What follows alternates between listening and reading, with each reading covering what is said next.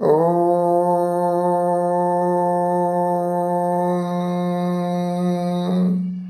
सबको सादर सप्रेम नमस्ते जी। हम कर्म फल व्यवस्था पर चर्चा कर रहे हैं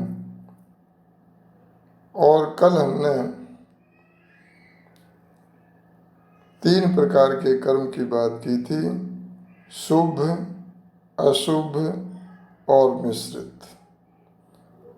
और ये मन, वाणी और शरीर से होते हैं। आज हमारी कर्मफल व्यवस्था पर ये 5वीं चर्चा है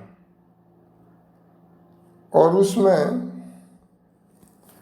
कर्म की क्या परिभाषा है। तो आर्योदेश्य रत्नमाला में महर्षि दयानंद सरस्वती जी लिखते हैं कि मन, इंद्रिय और शरीर में जीव जो चेष्टा विशेष करता है वह कर्म कहलाता है। अब ये चेष्टा विशेष क्या है? वही सुख की प्राप्ति और दुख से निवृत्ति। इंद्रियों के लिए वाणी के अतिरिक्त दूसरी इंद्रियां भी आ जाती हैं, जो हमारी जितनी ज्ञान इंद्रियां हैं, हमारी कर्म इंद्रियां हैं, वो भी उसी के अंतर्गत आती हैं। चाहे अकेले मन में हो, हम विचार करते हैं तो जो मन में विचार आया, और चाहे मन से होकर के विचार इंद्रियों में उतर जाएं, तो जैसे पहले मन में हानि पहुंचाने का विचार किया तो वह एक कर्म हो गया। अब वहीं तक न रह करके वाणी से बोला, जैसे मान लो बोला अच्छा देख लूंगा, तो वह दूसरा कर्म हो गया। और फिर शरीर से कर डाला, वह तीसरा कर्म हो गया। मन से किया हुआ कर्म भी आपके हमारे कर्माशय में चला जाता है। बहुत से लोग मन से किए हुए कर्म को कर्म नहीं मानते हैं, लेकिन आरंभ मन से ही होता है। अब इन कर्मों को 2 विभागों में बांटा गया है। नंबर 1, जो किसी उद्देश्य की प्राप्ति के लिए किया गया कर्म, जो सांसारिक उद्देश्य होता है, उसको हम सकाम कर्म कहते हैं। जो किसी सांसारिक फल की इच्छा न करके कर्म किया गया है वह निष्काम कर्म होता है, और वह मुक्ति के लिए किया हुआ कर्म होता है।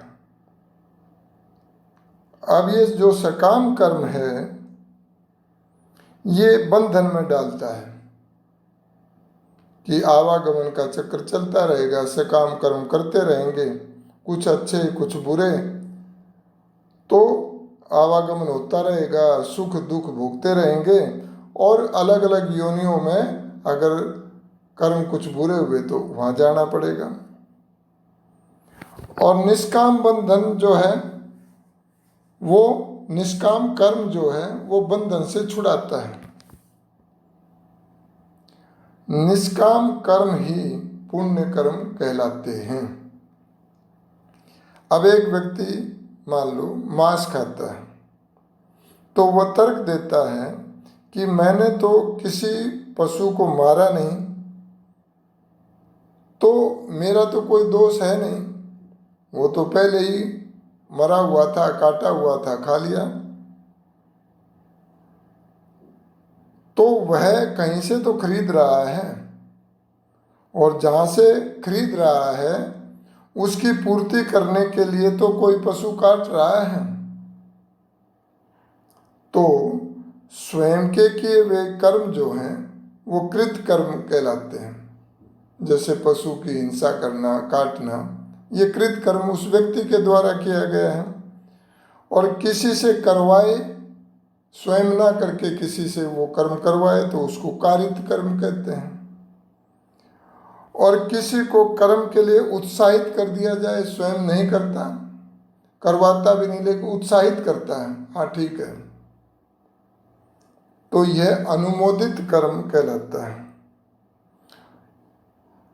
कर्मों के फल जो हैं वो व्यक्ति को अवश्य भोगने पड़ेंगे। अब प्रश्न ये पैदा होता है कि कर्म के साधन क्या हैं, अर्थात हम आध्यात्मिक भाषा में कहते हैं कि उनके कारण क्या हैं, साधन क्या है। तो शुभ अशुभ व मिश्रित कर्म जो भी होते हैं और उनके जो कारण हैं वो हैं मन, वाणी व शरीर। हमने देखा कि कर्ता ही भोक्ता होता है, और ये कौन होता है? ये चेतन होता है। ये नॉन लिविंग नहीं हो सकता है, ये जड़ नहीं हो सकता है। तो प्राणी कर्म करता क्यों है, ये प्रश्न पैदा होता है। तो उसका उत्तर यह है, ईश्वर ने शरीर, इंद्रियां व मन किस लिए बनाए हैं? भोग, सांसारिक भोगों को भोगना और उनका उपयोग करना। किसके लिए? अपवर्ग के लिए, अर्थात मुक्ति के लिए, अर्थात दुखों से नितांत छूटने के लिए। भोग करते समय इंद्रियां विषयों के साथ जुड़कर जब उस विषय का ज्ञान अर्जित करती हैं, उस ज्ञान को चित्त के द्वारा आत्मा में पहुंचाया जाता है। तो तब जैसी अच्छी या बुरी अनुभूति आत्मा करता है, उसका प्रभाव, संस्कार मन पर पड़ता है और मन उससे प्रभावित होता है।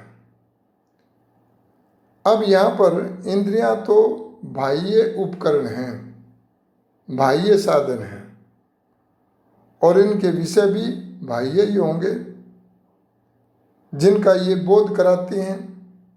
और वो विषय क्या है? हमारी पांचों ज्ञानेंद्रियों के क्या विषय हैं? रूप, रस, स्पर्श, गंध, शब्द आदि। अब इनमें व्यक्ति इनका उपयोग करता है मुक्ति को प्राप्त करने के लिए तो उचित है, लेकिन इनमें फंसता है तो वो भोग में फंस करके सांसारिक बंधनों में फंस जाता है।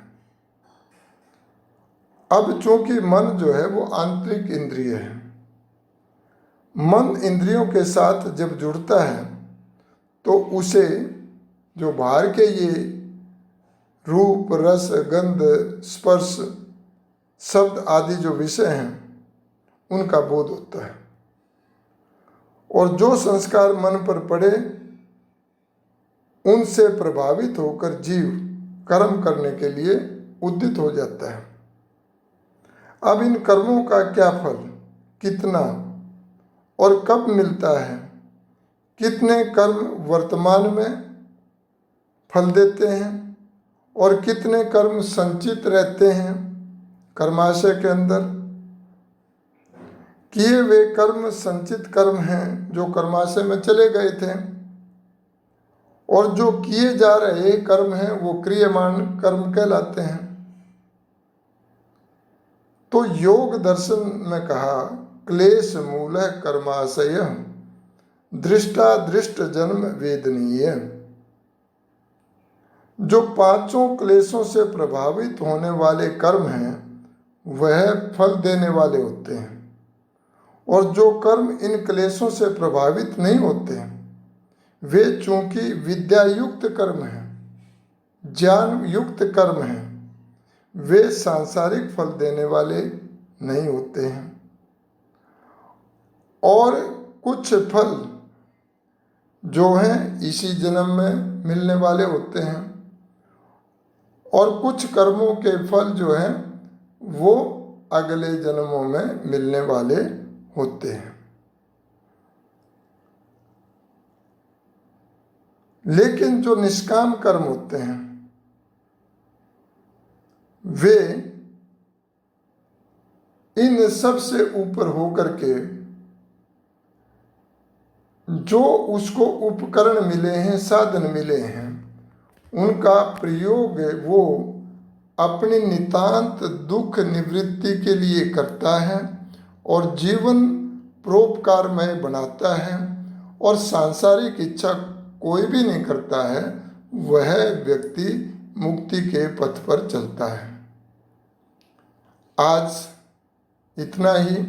सबको सादर से प्रेम नमस्ते। आपने ध्यान से सुना। इससे आगे फिर कल चर्चा करेंगे। धन्यवाद।